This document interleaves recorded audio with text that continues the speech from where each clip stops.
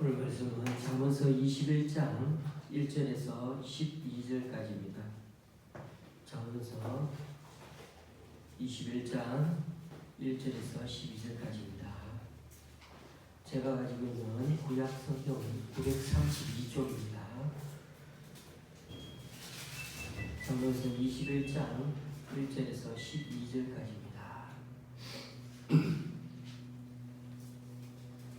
잠언서 21장 1절에서 12절까지 교독하실 때 제가 먼저 읽겠습니다. 왕의 마음이 여호와의 손에 있음이 마치 보물과 같아서 그가 임의로 인도하시느니라. 사람의 행위가 자기에게 모두 정직하여도 여호와는 마음을 감찰하시느니라. 공의와 정의를 행하는 것은 제사 드리는 것보다 여호와께서 기쁘게 여기시느니라. 눈이 높은 것과 마음이 교만한 것과 악이 형통한 것은 다 죄입니다.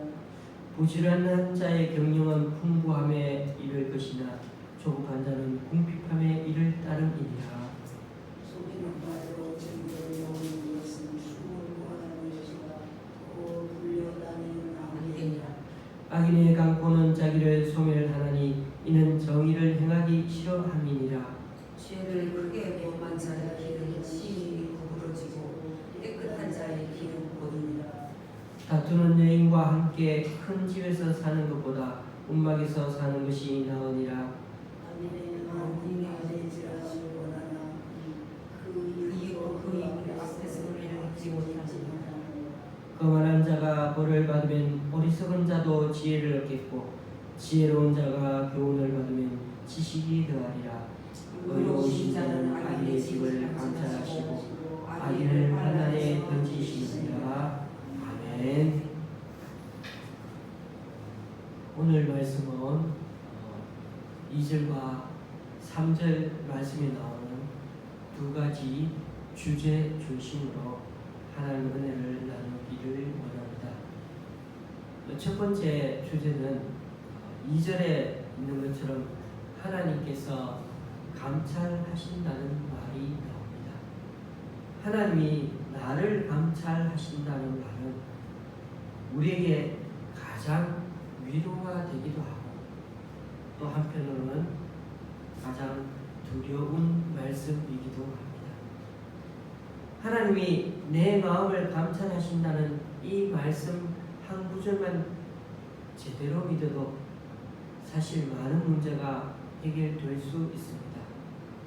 지금 이 순간도 하나님이 우리 마음을, 우리 삶을 들여다보신다는 이 사실을 우리가 알고 산다는 것이 그렇게 우리 삶에 엄청난 변화를 가져다 준다는 것입니다. 우리가 아주 커다란 위험에 처해 있는 걸 하나님께서 아시는데 하나님께서 가만히 계시겠습니까?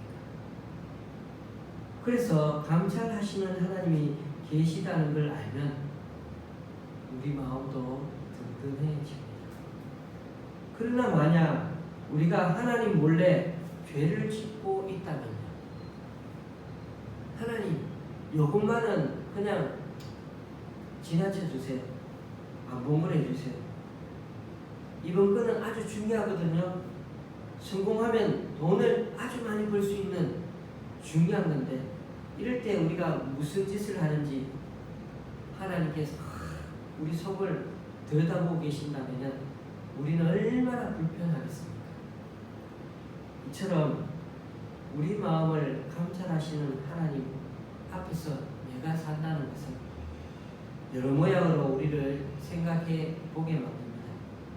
우리가 처해 있는 상황에 따라 때로는 감사하고 위로가 되기도 하지만 때로는 우리가 굉장히 두려워할 수 있는 그런 모습이기도 하다는 거죠. 그래서 우리가 처해 있는 상황에 따라서 우리를 감찰하고 계시는 그 하나님은 힘이 되고 좋기도 하지만 때로 두렵기도 합니다. 우리를 우리보다 더 잘하시고 감찰하시는 하나님 앞에서 우리는 이 험한 세상 현실을 극복하며 어떻게 살아갈 수가 있겠습니까? 우리는 그때그때마다 어떤 선택을 해야 할까요? 참 결정하기가 쉽지 않습니다. 여러분, 이럴 때는 결정하기가 쉽지 않을 때 중요한 것은 원칙을 정해두어야 합니다. 원칙은 이미 여러 번 철학적으로 경험적으로 점검되고 또 생각하고 그렇게 되어서 검증된 그런 단순한 결정이라고 할 수가 있습니다. 이미 여러 번 거쳐가는 생각으로도 경험으로도 거쳐간 것이기 때문에 아주 많고 복잡한 문제들을 지금까지 거쳐가면서 가장 쉽고 정확하게 해결할 수 있는 방법을 요약해 놓은 것을 원칙이라고 말할 수 있겠습니다. 그러므로 좋은 원칙을 가지고 잘 활용하면 많은 문제를 쉽게 풀어갈 수가 있는 것입니다. 미국 드라마 시리즈물 중에 해군 경찰들이 사건을 풀어나가는 그런 드라마 시리즈가 있는데요. 거기에 주인공으로 나오는 사람에게는 늘 원칙을 갖고 사건을 해결해 나갑니다. 그 원칙이 너무나 중요하게 여기서 원칙들이 꽤 됩니다. 그런데 그 원칙들을 신청이 딱 들어오면은 그때부터 철저하게 그 원칙 조항들을 숙지시킨 후에 철저하게 가르친 후에 일을 맡게 했습니다. 그러니 어떤 어려운 사건도 그 원칙대로 해나가면은 척척 잘 해결해 나갈 수가 있는 것입니다. 그렇습니다. 원칙이 없으면 만나는 사건마다 거둥지둥하게 어떻게 대응해야 될지 그렇게 됩니다. 그리고 아무리 원칙이 있다 할지라도 그 원칙대로 제대로 그렇게 적용하지 않을 때도 마찬가지로 갈팡질팡하게 됩니다. 문제가 복잡할수록 원칙으로 돌아가야 합니다. 원칙이 분명하면 현실적으로 대안 또한 확실해집니다. 그런 점에서 우리는 이렇게 물어볼 수 있습니다. 내 삶의 원칙은 무엇인가? 그리고 나는 그 원칙을 어떻게 실천하며 살아가고 있는가? 그러한 질문을 할 필요가 있는 것입니다. 그렇다면 우리 삶에서 가장 중요한 원칙, 특히 하나님의 백성에게서 가장 중요한 원칙은 무엇일까요? 이것이 두 번째로 오늘 다루려고 하는 주제입니다. 여호와를 기쁘시게 하는 것이 원칙입니다. 3절 말씀, 공의와 정의를 행하는 것은 제사 드리는 것보다 여호와께서 기쁘게 여기시느니라. 하나님을 기쁘시게 하는 것이 우리가 가지고 있는 가장 중요한 가치요 삶의 목적이죠. 그래서 웨스트민스터 교리에도 보면 하나님을 영화롭게 하고 그로 인하여서 즐겁게 하는 즐거워하는 것, 그것이 우리 인생의 가장 큰 목적이죠. 그렇기 때문에 우리 인생은 사는 삶의 원칙은 그렇게 복잡하지 않습니다. 교우님들 사업소에 신방을 가다 보면은 다 벽에 걸린 억구, 그런 액자 문구들이 가끔 접하는데 여호와는 나의 목자시니 내가 부족함이 없다 이런 것도 있지만은 다 어떤 곳에 가보면은 하나님을 기쁘시게 사람을 기쁘게 이렇게 다 액자를 붙여놨습니다. 참 멋진 말이죠. 이렇게만 살 수 있다면 얼마나 좋겠습니까? 그러다 성경에도 이런 말씀이 있다는 것을 생각하게 됩니다. 갈라디아서 말씀인데요. 이제 내가 사람들에게 좋게 하랴, 하나님께 좋게 하랴, 사람들에게 기쁨을 구하랴. 내가 지금까지 사람들의 기쁨을 구하였다면 그리스도의 종이 아니냐. 갈라디아서 1장 10절 말씀. 하나님을 기쁘시게 사람을 기쁘게 해요. 아주 멋진 말이지만은 그러나 좀 정확하게 말하면 이 두 가지는 사실 공존할 수 있는 것이 아닙니다. 왜냐하면 하나님과 사람이 어떻게 해요? 동등하지 않기 때문이죠. 물론 하나님을 기쁘시게 하는 게 사람을 기쁘게 할 수 있습니다. 그러나 뒤집어서 사람을 기쁘게 하는 것이 반드시 하나님을 기쁘시게 하는 것은 아니죠. 그러므로 두 구절은 어떻게 등가적으로 그렇게 똑같은 것은 아니라 종속적입니다. 하나님을 기쁘시게. 결국 이것이 우리에게서는 가장 중요한 원칙입니다. 그렇게 될 때 하나님을 기쁘게 할 수 있는 것입니다. 그래서 우리는 순서가 바뀌면 안 됩니다. 하나님을 기쁘시게가 가장 중요하고 우선되는 가치입니다. 삶의 원칙이 하나님을 기쁘시게라면 어떻게 해야 하나님을 기쁘시게 할 수 있을까요?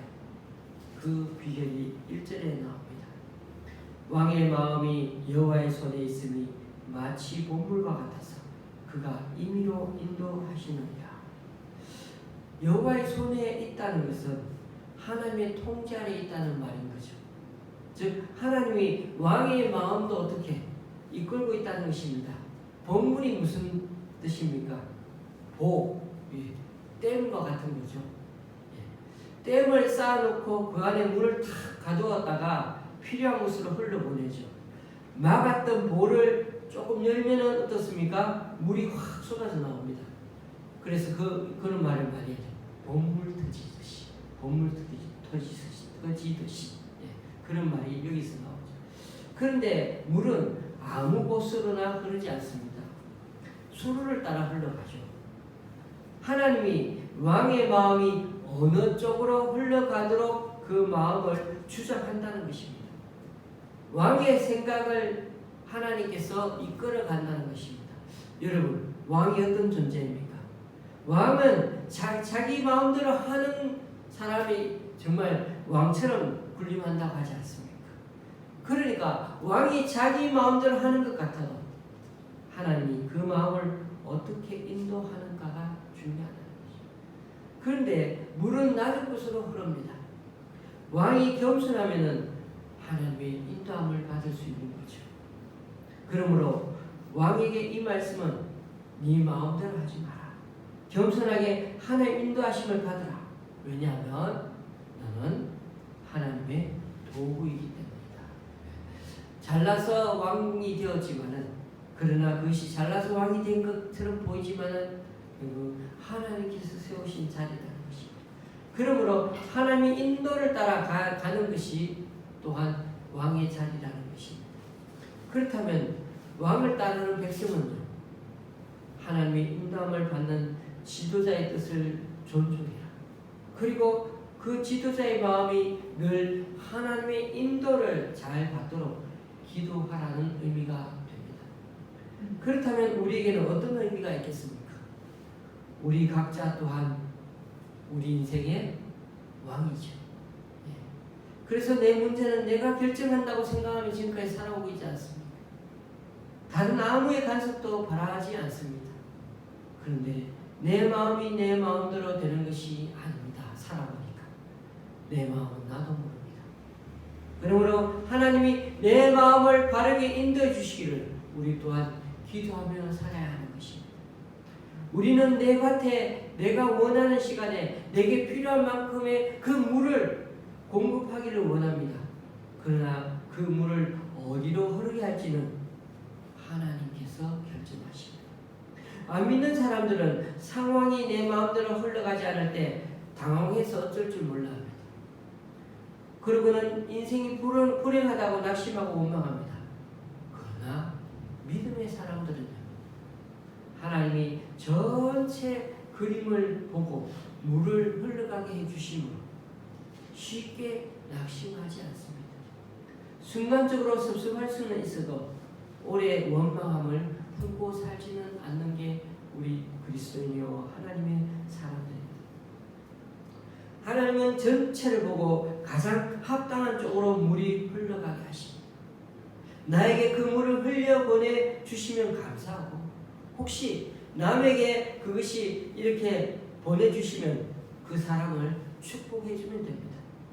이렇듯 하나님의 인도를 우리가 인정하면은 우리 인생은 그만큼 어떻게 안심하며 살 수가 있고요, 감사하며 살아갈 수가 있는 것입니다. 중요한 것은 하나님을 인정하는 것입니다. 하나님이 나를 이끌어 가신다는 것을 인정하는 것입니다. 그러므로 하나님의 인도하심을 구하고 믿을 때 하나님을 기쁘시게 할 수 있는 것입니다. 2절 말씀, 사람의 행위가 자기 보기에는 모두 정직하여도 여호와는 마음을 감찰하십니다. 여러분, 내가 볼 때 나의 결정과 선택이 가장 옳게 보입니다. 그렇게 할 때 아무 문제가 없을 것 같습니다. 그래서 우리는 내가 생각했던 그 길이 막혔을 때는 하나님 왜 이 길을 막으셨나요? 왜 내 수고를 몰라줍니까? 하면서 원망하는 일이 좀 생깁니다. 하지만 하나님 겉으로 드러난 것보다도 내 마음의 저 깊은 부분, 숨은 동기까지 어떻게 살펴보고 계십니다. 우리는 이렇게 말하고 싶어 합니다. 뭐 결과만 좋으면 됐지. 뭐 또 다 좋은 게 좋은 거 아닌가요, 하나님? 그러면서 막 우리가 그렇게 대충 하면서 결과만 좋게 하려고 하는 것입니다. 그러나 하나님은 어떻죠? 네가 왜 그 일을 하는지 물어봐. 네 자신에게 물어봐. 무슨 동기로 그 일을 하고 있지? 라고 그렇게 주님은 되묻게 만드십니다. 가장 중요한 동기는 뭐라고요? 여호와를 기쁘시게 하는 것입니다. 하나님을 기쁘시게 하려는 그 동기를 했다면 그러면 그것은 옳은 것입니다. 잘한 것입니다.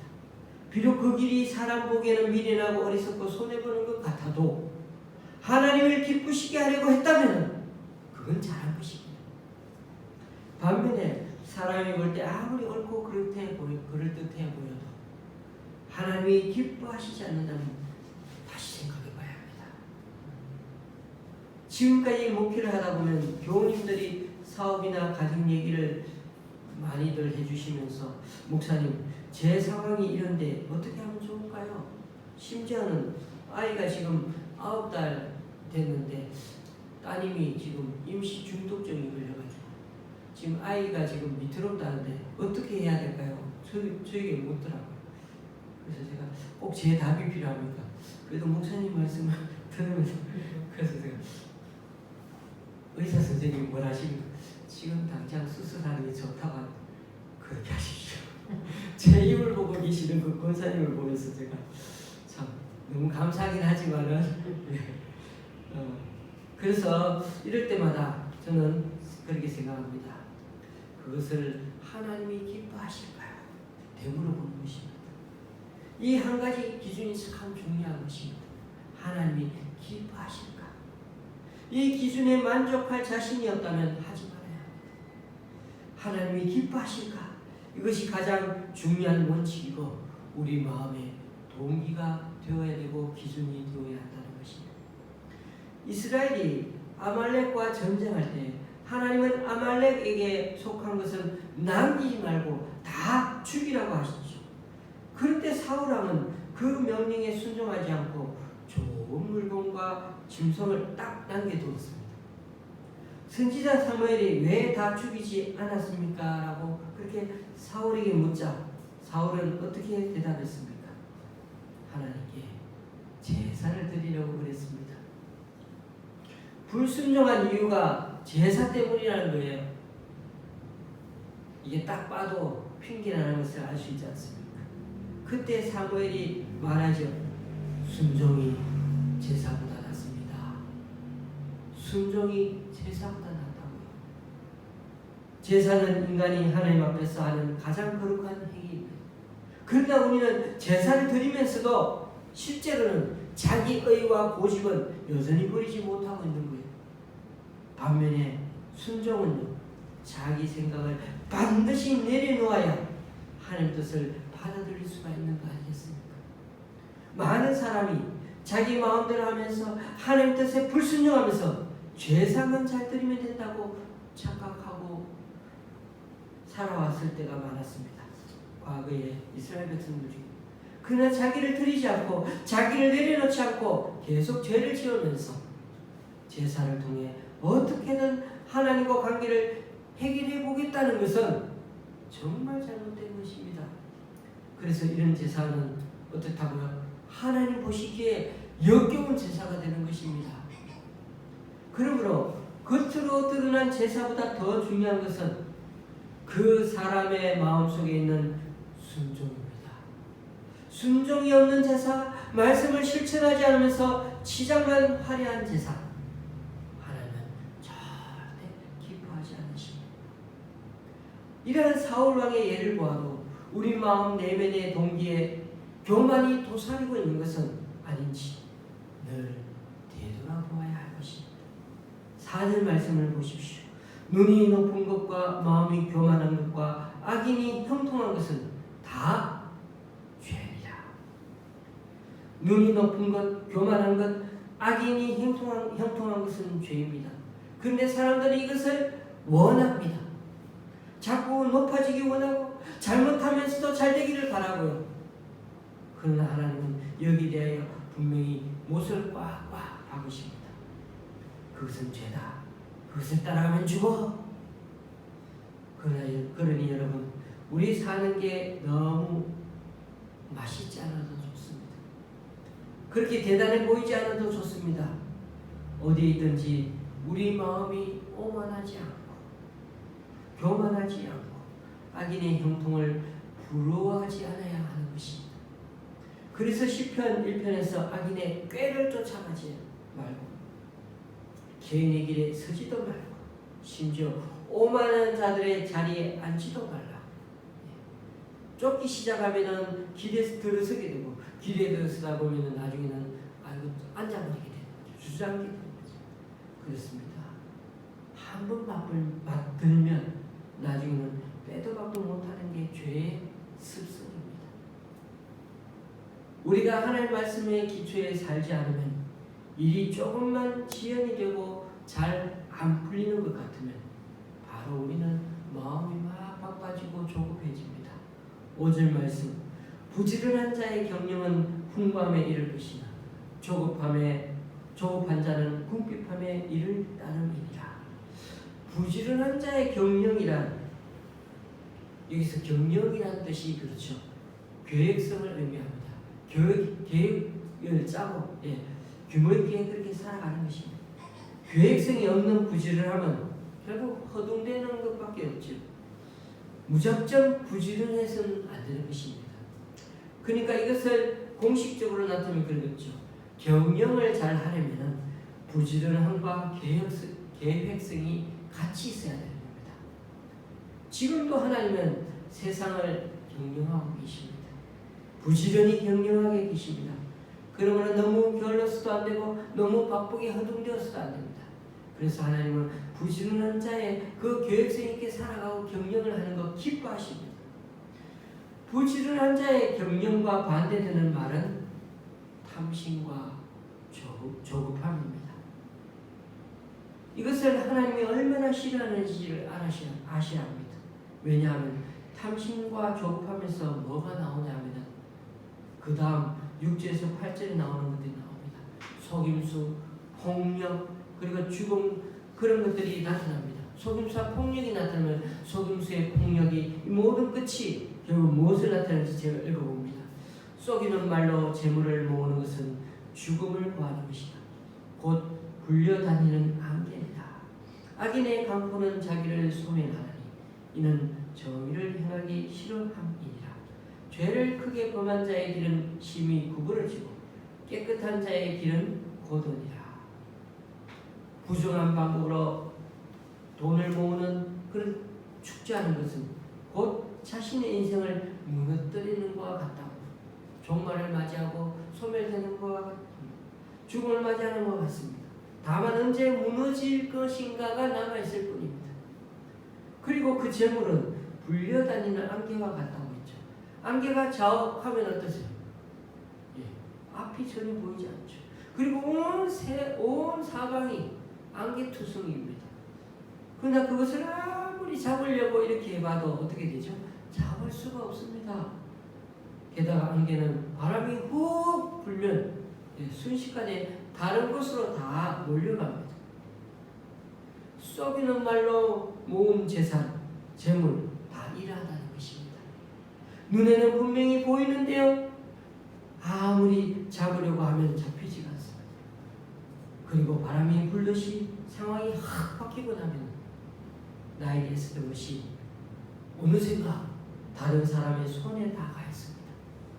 그게 우리의 인생, 불안한 우리의 인생입니다.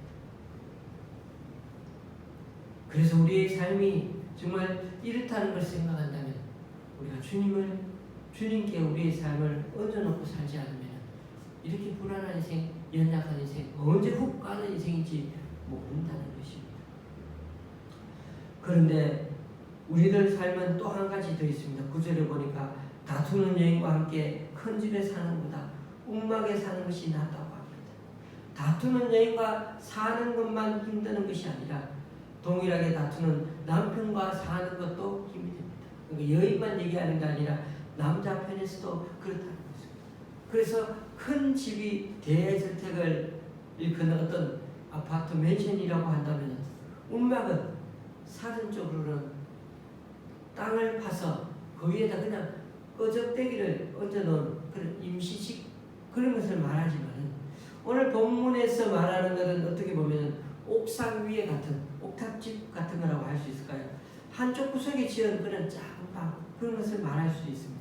어쨌든 이것은 이스라엘의 집에 그렇게 지붕이 평평했기 때문에 그 옥상에다가 임시 거처를 마련하고 했는데 그런 모습들을 두고 지금 이렇게 표현하고 있습니다.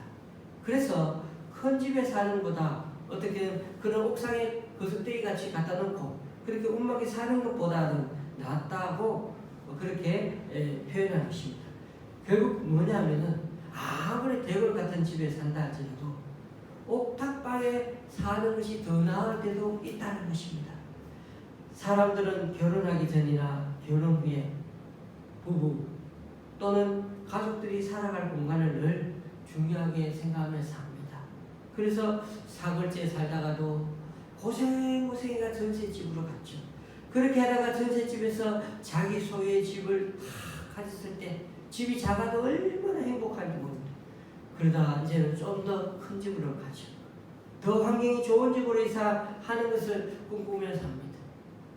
예, 저희도 참 하나님께 감사하며 살다가도 때로는 하나님 감사합니다 하다가 하나님 집이 1층이라 너무 모기가 많습니다. 겨울만 되면 왜 이렇게 기름값이 많이 들까요? 이런 생각을 하면서 사는 참 그 마음의 안락함이 나옵니다. 어쨌든 간에 세월이 지나고 나서 돌아보면 어떻습니까? 그런 것들 있잖아요. 그 환경이 더 좋은 집으로 이사한 것 그걸 꿈꾸며 살지만 그거 우리에게 그리움을 안 남더라고요. 어떤 것이 그리움이 남습니까?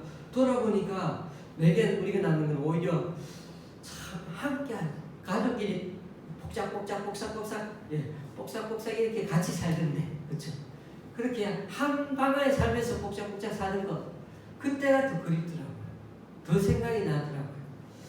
그래서 어떻게 보면은 우리에게 함께 소중한 시간은 바로 함께한 시간이었다. 그래서 인생을 의미 있고 가치 있게 만들어주는 것은 공간이 아니라 시간입니다. 큰 집이냐, 움막이냐, 광야보다 가족과 어떻게 잘 지냈느냐가 정말 우리에게는 정말 중요한 시간입니다.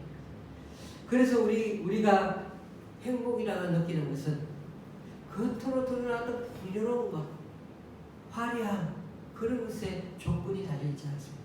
오히려 서로 격려해주고 서로 알아가고 서로 인정하고 서로 섬기고 살아간 모습이 우리에게 그리움을 남고 서로 그렇게 적으로 남아지는 것이 행복인 것입니다.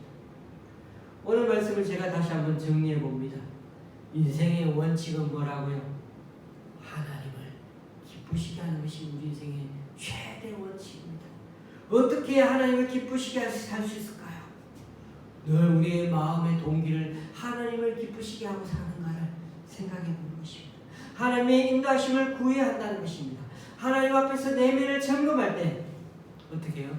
하나님께서 기뻐하시고 어떤 동기로 사는지, 또한 공의와 정의를 행하며 교만하지 않고 겸손하며 악인의 형통을 부러워하지 않으며 조급하게 돈을 모으려고 탐욕을 부리지 않을 때 하나님은 기뻐하신다고 했습니다. 이거 다 보니 하나님을 기쁘시게 하려고 하는 동기로 했던 일들이 이렇게 된 것입니다. 가정에서도요, 싸우기보다 있는 모습 그대로 서로를 수용하고 섬기며 사랑할 때 기뻐하시고, 이거 다 하나님 우리를 감찰하시고 보고 계시는 것, 우리의 동기를 보고 계시기 때문에 하나님이 우리에게 위로도 해주시고 격려도 해주실 뿐만 아니라 또 내게 죄 덩어리가 그런 죄 욕심이 있는지 아닌지를 늘 되돌아보게 해주시는 것, 그것이 바로 하나님의 은혜라는 것을 다시 보게 우리에게는 언제나 이처럼 살다 보면은 우리의 삶을 돌아보면서 선택의 순간이 다가옵니다. 그때 이것을 하나님이 기뻐하실까? 라고 그렇게 질문해보고 그렇다고 하면은 행하고 아니라면 그때 반드시 중단할 수 있는 사람이 되면 좋겠습니다. 그렇게 끊임없이 노력해 가기 시작하면 하나님을 기쁘시게 하는 사람으로 우리는 점점 변화되게 될 것입니다. 이처럼 잠언은 우리에게 지혜의 사람과 명철의 사람이 되기를 계속적으로 반복해서 하나님을 기쁘시게 하며 살아가려고 하는 모습으로 사는 것이, 그것이 바로 지혜로운 자의 삶이라고 알려줍니다. 그러나 우리가 솔로몬보다 100배 지혜로운 사람이 되고 천재라고 불리는 사람보다도 100배 명철하다고 할지라도 그러한 명철함과 지혜로운 것이 하나님 앞에서는 아무것도 아닌 거죠. 하나님을 당해낼 수가 없습니다. 왜요? 하나님은 그 지혜와 명철을 창조하신 분이기 때문이죠. 또 아무리 말을 많이 준비해도, 아무리 많은 병사를 준비해 놓고 있어도 전쟁의 성패는 어디에 달린다? 하나님께 달려있다는 것. 그게 중요하다는 것입니다. 하나님께서 역사를 주관하고 있다는 이 사실을 우리가 분명히 알고 있어야 우리는 하나님을 기쁘시게 하며 살아갈 수 있습니다. 그래서 눈에 보이는 것을 의지하지 않고 오직 하나님만을 신뢰하는 것만이 최고의 지혜이자 최상의 명철인 것입니다. 악한 사람이나 어리석은 사람들이 구하는 눈에 보이는 것, 자신이 소원하는 것에만 집중하며 살다가 정작 중요한 눈에 보이지 않는 그 하나님을 잊어버리거나 잃어버리는 그런 미련하고 어리석은 길을 걷지 않냐고 하나님께 정말 마음과 정성을 다하며 살아갈 때 그 삶의 자리에서 정말 이제는 지혜와 명철을 앞으로도 구하며 살아가는 그런 우리들의 삶이, 또 우리 남은 그런 목금토, 남은 3일간의 삶을 통해서 주님께 영광 돌리는 우리 각자가 되었으면 좋겠습니다. 기도하시겠습니다. 주님, 오늘 말씀을 통해 하나님이 주신 우리 마음을 다시 한번 감찰하고 계신다는 사실을 잊지 않는 우리가 되어야 하겠습니다. 우리의 형편과 처지를 알고 계신다는 게 큰 위로가 되기도 하지만 우리의 마음의 동기까지도 살펴보고 계시기에 언제나 늘 새로운 마음으로 전심을 다해 주님께 드리며 살아야 한다는 것 또한 다시금 깨닫게 해주시니 감사합니다. 무엇보다 우리 삶의 가장 중요한 원칙이 하나님을 기쁘시게 해야 함을 알고 매번 선택의 순간이 찾아올 때마다 사람을 기쁘게 하기보다 하나님을 더 기쁘시게 하는 자로 살아가는 우리 되게 하여 주옵소서. 그러므로 우리 하나님이 기뻐하시는 일, 즉 하나님 앞에서 우리 내면을 점검할 때 기뻐하시고 공의와 정의를 행하며 교만하지 않고 겸손하며 또 악인의 형통을 부러워하지 않으며 조급하게 돈을 모으려고 탐욕을 부리지 않을 때 하나님이 기뻐하심을 알게 되었습니다. 또한 가정에서도 싸우기보다 있는 모습 그대로 서로를 수용하고 섬기며 사랑할 때 하나님이 기뻐하심을 알게 되었으니 앞으로도 우리에게 언제나 선택의 순간이 찾아올 때마다 이것을 하나님께서 기뻐하실까 늘 되물으며 하나님의 인도하심을 구하는 우리들이 되게 하여 주옵소서. 그러므로 우리의 동기와 안고 일어섬까지 다 하시는 하나님이시 악인의 꾀를 따르지 않게 하시고 죄인의 길에 서지 않게 하시고 오만한 자들의 자리에 앉지 않는 우리 되게 하여 주옵소서. 오늘 하루 심어주신 삶의 자리에서 주어진 소명대로 살아가는 것이야말로 명철의 길이며 하나님을 목적으로 삼고 걷는 것이 지혜의 길임을 알고 앞으로도 주님과 동행하며 살아가는 멋진 남은 3일간의 삶이 되게 하여 주시옵소서. 예수님의 이름으로 기도드리옵나이다.